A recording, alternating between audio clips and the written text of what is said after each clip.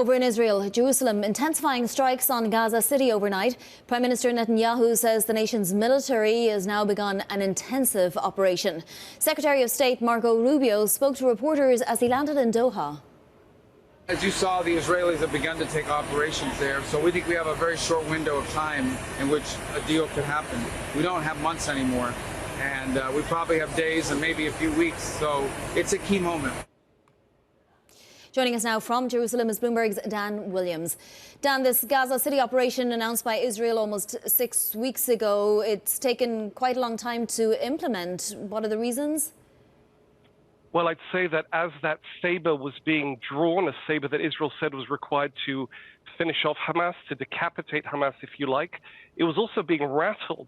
And I think it's no accident that this final push into the heart of Gaza City was launched as Rubio, the top U.S. diplomat, launched a spontaneous bit of shuttle diplomacy, flying from Israel to Doha, to Qatar, for a very short visit, emergency talks with the Qatari leadership about, he said, possibly getting Hamas to surrender. So it would appear that even while Israel has now, after several weeks of planning, launched this operation, thrust into what remains of what it says is the last Hamas bastion in the Gaza Strip, it still hopes that Hamas can be convinced to lay down its arms, hand over hostages, and avert this showdown, a showdown that will cost Israel in terms of troops, casualties among troops, among the hostages who are still alive, and certainly among the hundreds of thousands of Palestinian civilians still in that conurbation.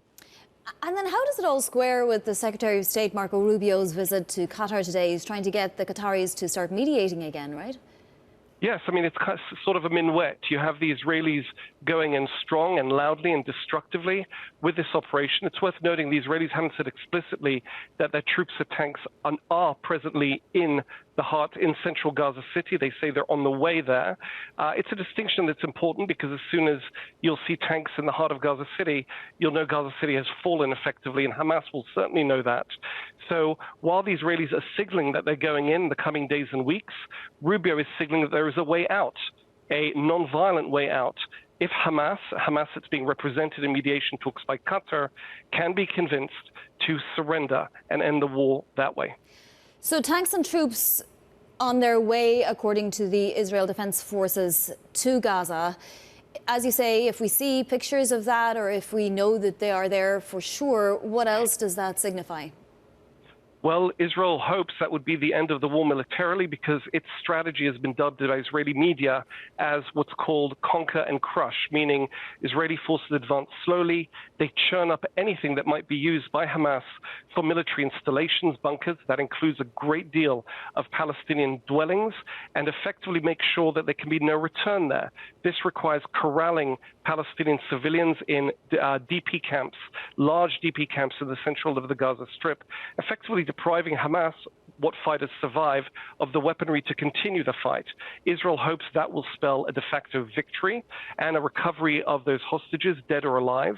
If that fails in the Gaza City, then they may continue to a number of townships in the central Gaza Strip where they have also yet to conduct such operations. I think it's clear that the Israelis would like to see this end conclude with victory over Hamas in Gaza City sooner rather than later.